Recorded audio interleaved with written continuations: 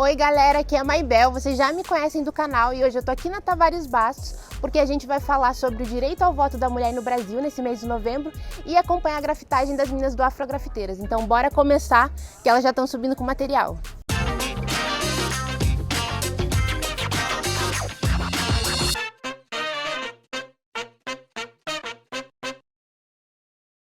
Nesse mês de novembro, fazem 89 anos que as mulheres conseguiram o direito ao voto no Brasil. Parece uma coisa básica do direito ao voto, mas nem sempre foi assim. Essa conquista foi adquirida ao longo dos anos, principalmente pelas forças do movimento feminista. E hoje, para comemorar essa data e marcar, a gente está aqui com as Afrografiteiras, fazendo a nossa primeira grafitagem da turma 2020-2021. Oi gente, aqui é a Priscila Roxo e como a Maibel disse, hoje a gente está na grafitagem, a primeira grafitagem da turma Afrografiteiras de 2020 e 2021.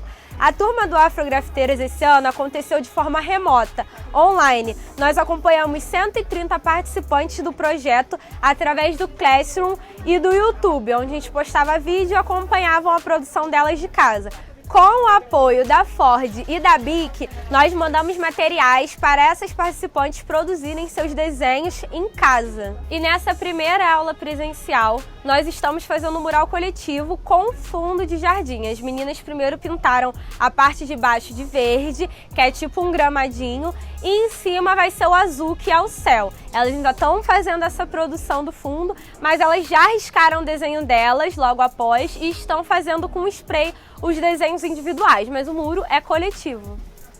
E enquanto as meninas estão grafitando aqui, se você não é inscrito no canal, clica aqui para se inscrever, já deixa o seu joinha e ativa o sininho, porque assim toda vez que a gente postar um vídeo você recebe a notificação. Até 1930 as mulheres não tinham direito ao voto no Brasil e como a gente já conversou outras vezes no canal, essa ideia vem muito de que a mulher seria um ser inferior e que ela não teria capacidade para ter uma decisão política, ela não poderia nem votar e também nem se candidatar. Isso só mudou em 1930, quando o direito ao voto das mulheres foi aprovado no Senado, mas mesmo assim só entrou no Código Eleitoral em 1932.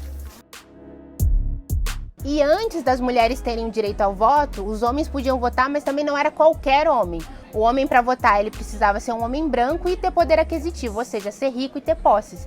Então, pessoas que eram analfabetas e não tinham dinheiro, mesmo sendo homens, elas já eram excluídas. E como eu falei para vocês, o direito ao voto das mulheres foi uma conquista do movimento feminista ao longo dos anos. Mas no Brasil eu vou citar duas personagens que foram muito importantes para essa conquista de direitos. A primeira é a Berta Lutz, ela foi uma das pioneiras em impulsionar os ideais feministas, era cientista, fundou a Liga para a Emancipação Intelectual da Mulher e depois do direito ao voto ela se candidatou para deputada federal em 1936. E outro nome importante para o movimento feminista foi a Almerinda de Farias Gama. Muitas vezes ela é esquecida da história por causa do racismo, né? Ela foi uma mulher negra, advogada e sindicalista, e ela foi pioneira na atuação de mulheres negras na política brasileira.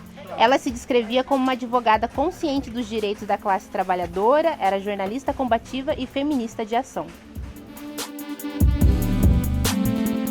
Eu citei dois nomes de mulheres importantes na história, né, que lutaram pelo direito ao voto, mas eu vou pedir para vocês deixarem aqui nos comentários nomes de mulheres importantes na política que vocês conhecem e que fazem, né, projetos principalmente voltados para as mulheres. Escreva aqui embaixo que depois eu vou ler quem são essas outras mulheres que vocês conhecem. E mesmo com o direito ao voto das mulheres garantido, primeiramente só mulheres autorizadas pelo marido poderiam votar, mulheres viúvas e solteiras que tivessem também renda. Então, ou seja, isso eliminava grande parte das mulheres, as analfabetas, as que não tinham poder aquisitivo. Em geral, as mulheres negras praticamente não votavam nesse período. Só depois que esse voto vai ficar sem nenhuma restrição e qualquer pessoa pode votar, que é o que a gente chama de voto universal. Então aí todo mundo pode votar, independente de classe, gênero ou raça. Por isso, nesse mês de novembro, é importante a gente pensar, né, o quanto foi importante essa luta das mulheres para conseguir o direito ao voto e também pensar em quem a gente vai votar, né? Colocar representantes, mulheres lá que estejam representando a gente e lutem por uma sociedade mais justa e igualitária.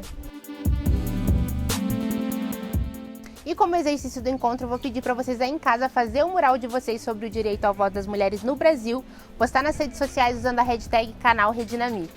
E é isso, galera, estamos terminando o nosso encontro, também a grafitagem das meninas, e a gente se vê no próximo encontro.